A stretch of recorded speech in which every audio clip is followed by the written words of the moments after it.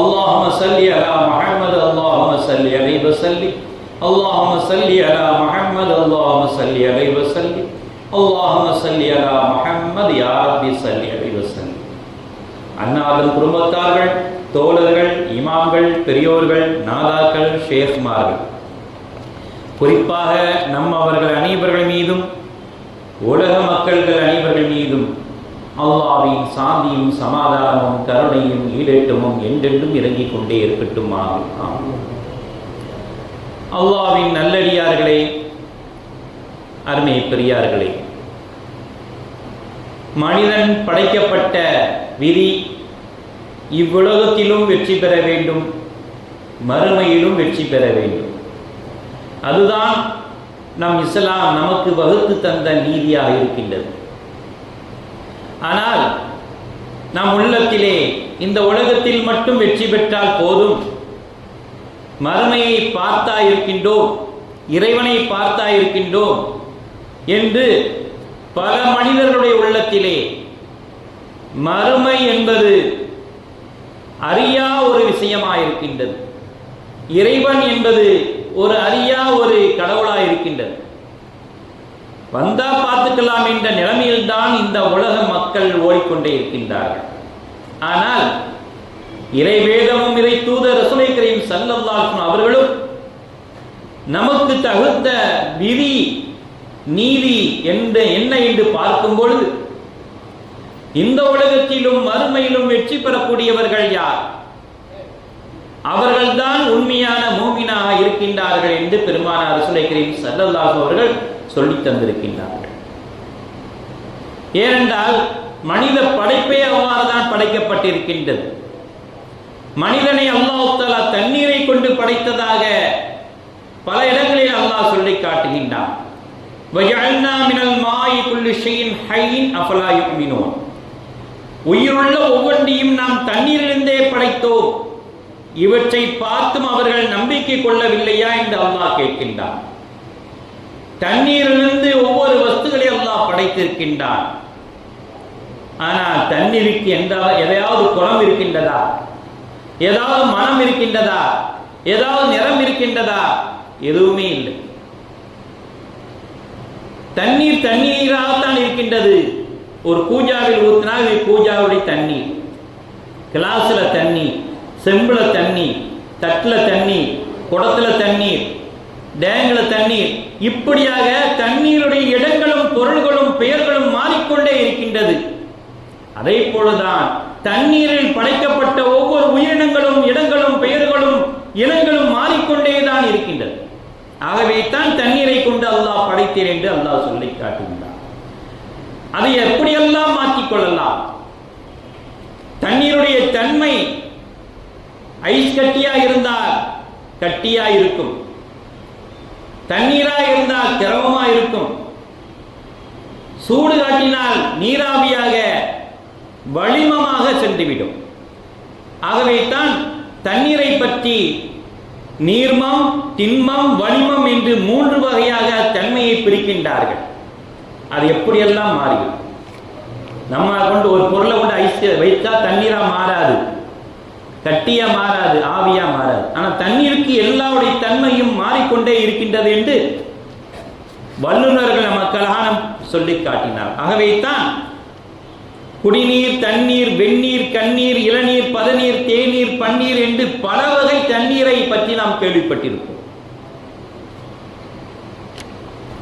உடலுக்கு தேவையான 3/2 பங்கு தண்ணீர் இருக்கின்றது என்று வல்லுநர்கள் சொல்லி காட்டியிருக்கின்றார்கள். உடலிலிருந்து வெளியேறக்கூடிய வேர்வை நீர், கண்ணீர், சிறுநீர், பித்த நீர், உமிழ்நீர் என்று ஏராளமான நீரும் உடலிலிருந்து பரப்பிக்கொண்டே இருக்கின்றது. இந்த நீர் ஏதாவது ஸ்டாப் ஆயிடுச்சுன்னா வேர்வை சுரக்க மாட்டேங்குது, என்ன ஆகும்? வெயில் பட்டு உடம்பு வெடிக்க ஆரம்பிச்சு. கண்ணீர்லேருந்து நீர் சுரக்கவில்லை, கண்ணு காஞ்சி போயிருது. நாக்கிலிருந்து நீர் உமிழ்நீர் சுரக்கல, நாக்கு வறண்டு போயிருது. எல்லாம் ஒவ்வொன்றுக்கும் ஒவ்வொரு மருத்துவரை தேடி ஓடிக்கொண்டே இருப்போம். இந்த தண்ணீருடைய அவசியம். உடம்புல தண்ணீர் வத்திச்சுன்னா சரியா மோசம் கூட போக முடியாது, வறண்டு போயிடுச்சு. அதுக்கு கூட டாக்டர்கிட்ட போய் நிற்போம். இது எல்லாம் நம் உடல் ஆரோக்கியத்தை மேம்படுத்துவதற்காக வேண்டி நீர் அவசியம் என்று அல்லாஹ் தஆலா சொல்லி காட்டு. இப்படிதான் உங்களை நாங்கள் பலப்படுத்தி கொண்டே இருக்கின்றோம் என்று சொல்லி காட்டுகின்றார். ஏனென்றால் தண்ணீர் தான் மனிதனுடைய ஆதாரமாக இருந்து கொண்டிருக்கின்றது. ஒரு ஊர்ல நிம்மதியா தங்குறோம்னா தண்ணி வசதி இருக்குங்க, வேற எதுவுமே தேவையில்லை. எத்தனையோ கிராமங்கள் இன்னைக்கு அழிந்து போய்விட்டது. அந்த கிராமத்துக்கு போய்விட்டால் விருதுநேர அருப்புக்கோட்டை பக்கத்தில் சின்ன சின்ன கிராமங்கள் நிறைய இருக்குது. இன்னும் ஏராளமான கிராமங்கள்லாம் இருக்குது. பெரிய பெரிய வீடுகள், பங்களா வீடுகள்னா அங்க போய் பார்த்தா இருக்கும். ஒரு மனுஷன் கூட இல்லை. வாழ்ந்தது 2 மனுஷங்கள் இருக்கின்றார்கள் நம்ம கேள்விப்படுறோம். காரணம் என்ன? வீட்டை விட்டு போக முடியலங்க. ஏதோ பக்கத்து கிராமத்தில் போய் தண்ணியை கொண்டு வந்து வாழ்வாதாரத்தை நாங்கள் தேடி இருக்கோம். எல்லாரும் அப்படி வீட்டு போனா போது, சொத்து போனா போது, எங்க வாழ்வாதாரம் இருக்கின்றதோ, எங்க நீர்வளம் இருக்கின்றதோ அங்கே நிம்மதியாக வாழ்வோம் என்று மக்கள் எல்லாம் புறப்படக்கூடிய தன்மை வந்து விட்டது. ஒரு மனிதன் நிம்மதியாக வாழ்வதற்கு வாழ்வாதாரம், நீர் ஆதாரம் தேவை என்று இஸ்லாம் அழகான மொழி சொல்லி காட்டுகின்றது. ஆகவே தான் அந்த நீர் உடைய தன்மையில் மனிதன் வாழ வேண்டும் என்று சொல்லி காட்டினார்கள். அந்த நீருடைய தன்மை மலையில் இருந்து விழுந்த அருவி, நதியில் ஓடினால் நதியில் ஓடக்கூடியதாக இருக்கின்றது, குளத்தில் தேங்கக்கூடியதாக இருக்கின்றது, கிணற்றில் ஊறக்கூடியதாக இருக்கின்றது, இடத்துக்கு தக்கன குணங்கள் மாறக்கூடியதாக இருக்கின்றது. என்னென்ன கலரை மாற்ற அந்த கலரா மாறி, இந்த கலரை மாற்றினா ஏற்றுக்கொள்ள மாட்டேன் இன்னைக்கு தண்ணி சொல்லாது. பச்சையை ஊற்றினா பச்சையை மாறும், சிவப்பை மாற்றினா சிவப்பா மாறிடும். இப்படியாக குணங்களும் மாறிக்கொண்டே இருக்கின்றது. ஆகவே தான் எல்லா உயிர் பிராணிகளையும் அல்லாஹ் நீரில் இருந்தால் படைத்திருக்கின்றான். அது தக்கனை அதனுடைய குணங்களை அப்படியே மாற்றிக் கொண்டிருக்கிறான். இன்னும் அவன் தான் மனிதனை நீரிலிருந்து படைத்தான் என்று ஒவ்வொரு விஷயங்களாக சொல்லி காட்டுகின்றான். மற்றொரு விஷயமாக வல்லாஹு அன்ஸல மினஸ் ஸமாஇ மாஅன் வ அஹ்யா பிஹில் அர்த பஅத மௌத்திஹா. இந்த பூமி வறண்டு கிடந்தால் செத்து போச்சு என்று சொல்வோம். பூமி விவசாயம் பண்ண முடியாது, தண்ணீர் வளம் இல்லை, நீர் வளம் இல்லை, விவசாயம் பண்ண முடியாது. செத்து போன பூமி. அந்த செத்து போன பூமியை நாங்கள் வானத்தில் இருந்து மழையை இறக்க வைத்து பூமியை உயிர்ப்பிக்கின்றோம் என்று அல்லாஹ் சொல்லி காட்டுகின்றார். பூமியை உயிர்ப்பித்து மனிதனை வாழ வைக்கின்றோம், செடிகளை வாழ வைக்கின்றோம், உயிரினங்களை வாழ வைக்கின்றோம். இப்படியாக தண்ணீர் எப்படியெல்லாம் மாறுகின்றதோ அப்படியெல்லாம் இந்த மனிதனுடைய குணங்களும் மாறிக்கொண்டே இருக்கின்றது. ஏனென்றால் தண்ணீரை கொண்டு மனிதனை படைக்கப்பட்டதன் காரணமாக. மக்கத்து காபியர்கள் எப்படி இருந்தார்கள்? முரடர்களாக, திருடர்களாக, குடி போதையில் உள்ளவர்களாக, கொலை குற்றத்தை பெரிதாக மதிக்காதவர்களாக, தடுமாற்றம் உள்ள எண்ணம் உள்ளவர்களாக வாழ்ந்த அந்த அரபியர்கள் எப்படி மாறினார்கள்? பெருமானார் ரசூலை கரீம் ஸல்லல்லாஹு அலைஹி அவர்களை சந்தித்த அனைவர்களும் தோழர்களாக ஆனார்கள். நபிகளாரை சந்தித்த அனைத்து மக்களும் தோழர்கள். இறை நேசர்களை சந்தித்த அனைவரும் இறை பக்தியாளர்களாக ஆகினார்கள். அதுதான் தண்ணீருடைய குணம். ஒரு மனிதரை சந்திக்கும் போது நல்லவரை சந்தித்தால் நல்லவர்களாக மாறுகின்றார்கள். தண்ணீர் குடிநீராக போனா குடிநீர், சாக்கடையா போனா சாக்கடையாயிரும். இந்த தண்ணீருடைய குணம் மனிதனுக்கு இருக்கின்றது. ஆகவே தான் அதை அழகான முறையை பக்குவப்படுத்துகின்றார்கள் பெருமானார் ரசூலை கரீம் ஸல்லல்லாஹு அலைஹி அவர்கள். அப்படி வாழ்ந்த மக்களை எப்படி மாற்றினார்கள்? தோழர்களாக, நபி தோழர்களாக மாற்றியிருக்கின்றார்கள். இறை நேசர்களை சந்தித்தவர்கள் எல்லாம் இறை பக்தியாளர்களாக மாற்றியிருக்கின்றார்கள். இப்படியாக உபதேசம் கேட்ட மக்கள் எல்லாம் மனம் திருந்தி மாற்றம் கொண்டார்கள். இது தண்ணீருடைய குணம். எப்படினாலும் மாற்றியறலாம். ஆகவே தான் தண்ணீரை கொண்டு அல்லாஹ் மனிதனை படைத்தேன் என்று சொல்லி காட்டினார். ஆகவே தான் இந்த சைத்தான் இருக்கின்றான் அல்லவா, இந்த மனிதனை தண்ணீரை கொண்டு படைத்த மனிதரை தண்ணீரை கொண்டே நான் கெடுப்பேன் என்று சொல்லி காட்டுகிறார். எப்படி தண்ணீரை கொண்டு படைத்த மனிதனை தண்ணீரை கொண்டு எப்படி கெடுக்க முடியும்? நான் அவனுடைய இரத்த நாளங்கள் எல்லாம் ஓடுவேன். இரத்தம் என்பது தண்ணீராகத்தான் இருக்கின்றது. தண்ணீரில் இரத்த நாளங்களில் புகுந்து மனிதனை கெடுப்பேன் என்று சொல்லி காட்டினார். இன்ன ஷைத்தானை எஜிரி மின் இப்னி ஆதம மஜ்ரதம் என்று சொல்லி காட்டினார். நிச்சயமாக சைத்தான் ஆதமுடைய மக்களுடைய இந்த இரத்த நாளங்களில் ஓடும் இடங்களெல்லாம் நாம் ஓடி வழியெடுப்பேன் என்று சொல்லி காட்டினான். பெருமானார் ரசூல் கரீம் ஸல்லல்லாஹு அலைஹி வஸல்லம் இந்த ஹதீஸை சொல்லி காட்டினான். இப்படி சைத்தான் சொல்லி காட்டுகின்றான் என்று பெருமானார் ரசூல் கரீம் ஸல்லல்லாஹு அலைஹி வஸல்லம் சொல்லி காட்டுகின்றார்கள். அதை தடுப்பதற்கு வழி என்ன? இறை பக்தியாளருக்கு வழி என்ன? இரத்த நாளங்களில் தண்ணீரை படைக்கப்பட்ட மனிதனை தண்ணீரை கொண்டு கெடுப்பேன் என்று சைத்தான் சொல்கின்றானே, அந்த சைத்தானை தடுப்பதற்கு வழி என்ன? ஆகவே தான் ரசூல் கரீம் ஸல்லல்லாஹு அலைஹி வஸல்லம் ஸலவாத்தை கொண்டு அவன் ஓடும் பாதைகள் எல்லாம் தடுத்துக் கொள்ளுங்கள் என்று சொல்லி காட்டினார். என்னுடைய ஸலவாத்தை மீறி அவன் நம்முடைய இரத்த நாளங்களில் ஓடி விடுவானா? ஓடக்கூடிய சக்தி சைத்தானுக்கு இருக்கின்றதா? நிச்சயமா இல்லை. ஆகவே என்னுடைய ஸலவாத்தை கொண்டு அவனை தடுங்கள், அவனை பாதையை தடுத்துக் கொள்ளுங்கள். ஒவ்வொரு நாளும் அஊது பில்லாஹி மினஷ் ஷைத்தானிர் ரஜீம், விரட்டப்பட்ட சைத்தானை விட்டும் பாதுகாப்பு இறைவிடம் தேடிக் கொள்ளுங்கள் என்று அல்லாஹ் தஆலா சொல்லி காட்டுகிறார்.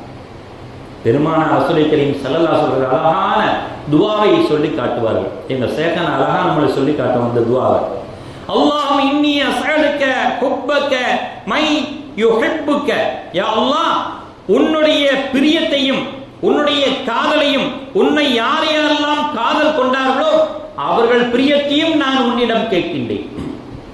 பெருமானார் ரசூல் கரீம் ஸல்லல்லாஹு அலைஹி வஸல்லம் சொல்லி தந்த துஆ. உன்னை நேசித்தவர்களும் உன்னால் நேசிக்கப்பட்டவருடைய பிரியத்தையும் நான் ஆதரவு வைக்கின்றேன் என்று சொல்லி காட்டினார்கள்.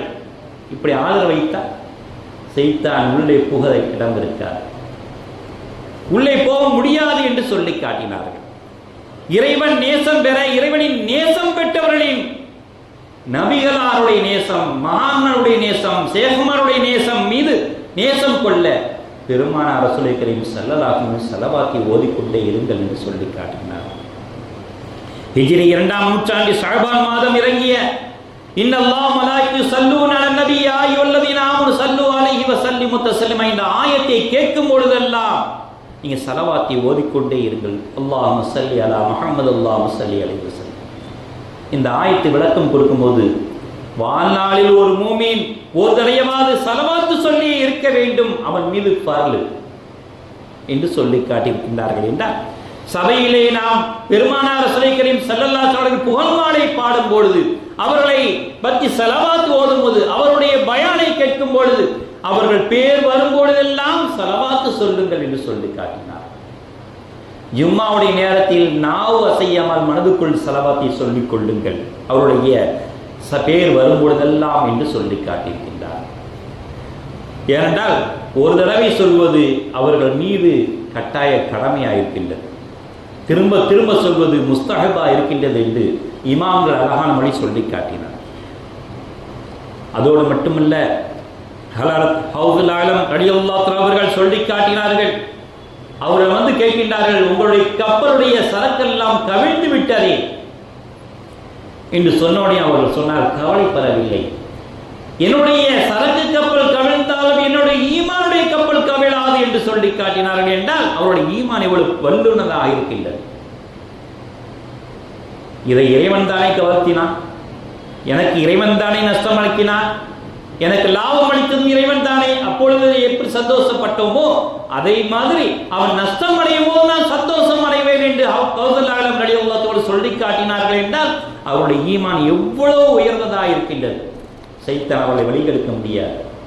எவ்வளவு உணர்ந்து தொழுகிற உனக்கு என்ன லாபம் கிடைக்கிறது, உன் வியாபாரத்தில் நஷ்டம், உன் தொழிலின் நஷ்டம், உன்னுடைய பொருளாதாரத்தின் நஷ்டம் என்று மனதிலே போடக்கூடிய சைத்தானை நம்பி என்னத்த தொழுது என்ன செய்யறது, இவ்வளவு நஷ்டமாயிடுச்சு என்று ஈமானை பங்கப்படுத்திக் கொள்ள சைத்தானை தடைப்படவில்லை.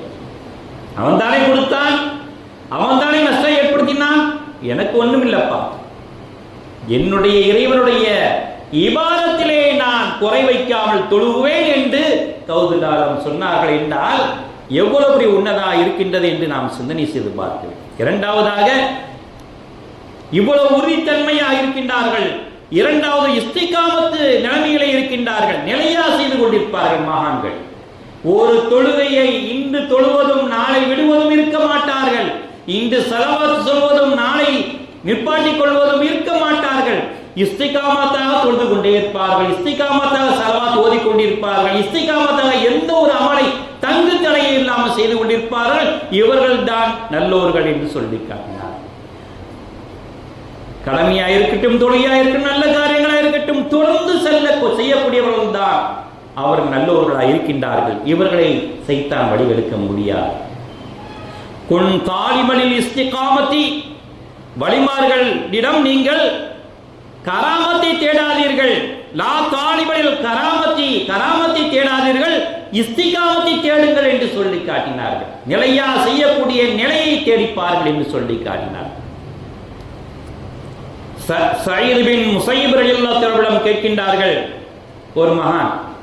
ஒரு மனிதர் கேட்கின்றார், உங்களோட ஒரு கராமத்தையும் நான் பார்த்ததில்லையே, 50 வருடமா எனக்கு தக்பீர் தஹ்ரீமாய் தவறியதில்லை, 50 வருடங்களாக எனக்கு முன்னால் இருக்கும் மனிதர்களுடைய பின்கழுத்தை நான் பார்க்கவில்லை என்று சொல்லி காட்டினார். முன் சபையை தவிர எந்த சபை நான் தொழுகலைங்கிறாங்க. அந்த அளவுக்கு நான் அல்லாஹ்விடம் பிரியம் வைத்து தொழுது கொண்டிருக்கின்றேன், இந்த உரை நான் விடவே மாட்டேன். இதுதான் இஸ்திகாமத் என்று சொல்லியிருக்காங்க. நான் முன் சபையில தொழுதா முன்னுடைய பின்னுடைய காலத்தை பார்த்ததே இல்லைங்கிறாங்க. அந்த அளவுக்கு ஓடி வந்து முன் சபையில் நின்று தொழுகின்றேன். ஜுனைதுல் பக்தாதி ரலியல்லாஹு அன்ஹு கேட்கும்போது ஒரு மனிதர் கேட்கின்றார்கள், நான் உங்களுடைய எந்த கராமத்தையும் பார்க்கவில்லை என்று கேட்கும் பொழுது, அற்புதத்தை நான் பார்க்கவில்லை, அதிசயத்தை பார்க்கவில்லை, நீங்கள் மகான் என்று என்ன அத்தாட்சி என்று சொல்லும் பொழுது ஜுனைதுல் பக்தாதி ரலியல்லாஹு சொன்னார்கள், என்னைக்காவது ஒரு வக்து தொழாமல் இருந்ததை நீங்கள் பார்த்தீர்களா என்று கேட்டார். இல்லை. இபாதத் செய்யாமல் இருந்ததை பார்த்தீர்களா? இல்லை. தஸ்பீஹ் செய்யாமல் இருந்ததை பார்த்தீர்களா? இல்லை. எந்த இபாதத்தை விட்டதை பார்த்தீர்களா? இல்லை. இதைவிட கராமத் வேறு என்ன வேணும்? இதுதானே கராமத் என்று சொல்லி காட்டினார்கள் என்றால் எந்த அளவுக்கு அல்லாஹ் மீது ஊறிய அன்பை பாருங்கள்.